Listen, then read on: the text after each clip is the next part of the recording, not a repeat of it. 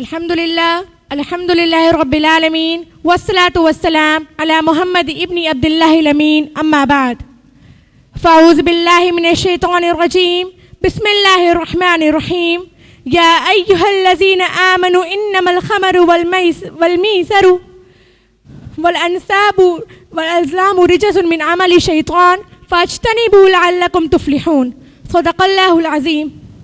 محترم صدر جلسہ اور معزز سامعین کرام، اس وقت میرا موضوع سخن ہمارے معاشرے کا وہ ناسور ہے جس نے زندگی کی بنیادوں کو ہلا کر رکھ دیا ہے، سینکڑوں ہزاروں گھروں کو تباہ و برباد کر دیا ہے اور کتنے ہی جذباتوں کو مسل کر رکھ دیا ہے۔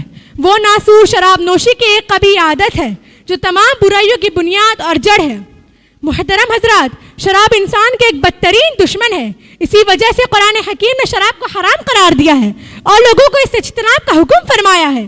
قرآن حکیم میں شراب پر پابندی 3 مقامات پر آئی ہے اور یہ پابندی اسلام نے گزشتہ 14 صدی قبل ہی لاگو کر دی تھی، کیونکہ اسلام ایک دین فطرت ہے جو اپنے ماننے والوں کو پاکیزگی و پاک بازی، عفت و پاک دامنی، شرم و حیا، راست گوئی و راست بازی جیسے اعلیٰ صفات سے متصف اور مزین دیکھنا چاہتا ہے۔ اسی کے مقابلے میں بے شرمی، بے حیائی، بے عقلی، بدگوئی اور بے راہ روی جیسے رذیل و ملعون عادت سے بچنے کا حکم اور امر کرتا ہے۔ مطلوبہ صفات کی نشو نما، ممنوع چیزوں کے سد باب کے لیے اسلام نے ہر اس چیز کے کھانے پینے اور استعمال کی اجازت دی جو حلال، طیب، پاکیزہ اور صاف ستھری ہو، جس کے استعمال سے صحت و قوت، طاقت و فرحت اور انبساط جیسی جسمانی ضروریات بھی پوری ہوتی ہوں۔ اسی کے برعکس ہر اس چیز کے استعمال سے منع کیا ہے جس سے صحت ایمانی اور صحت جسمانی کی خرابی، عقل و شعور جیسی نعمت کا زوال اور تہذیب و اخلاق جیسے اعلیٰ صفات کے بدلنے یا بگڑنے کا اندیشہ پایا جاتا ہو۔ اور یقین مانیے، شراب وہ ایک ایسا ناسور ہے جس کے اندر تمام برائیوں کے وجود میں آنے کا سبب موجود ہے۔ معزز سامعین، شراب سے سماج اور معاشرے پر جس طرح کے برے یا گندے اثرات مرتب ہو رہے ہیں وہ ہم میں سے کسی پر مخفی نہیں۔ مختلف قسم کے کام کرنے والے کاریگروں اور مزدوروں پر شراب کی وجہ سے بے دلی اور کاہلی کا غلبہ ہو جاتا ہے۔ اس طرح ان کی کارکردگی اور مہارت پر اثر پڑتا ہے جس کا آخری نقصان معاشرے کو اٹھانا پڑتا ہے۔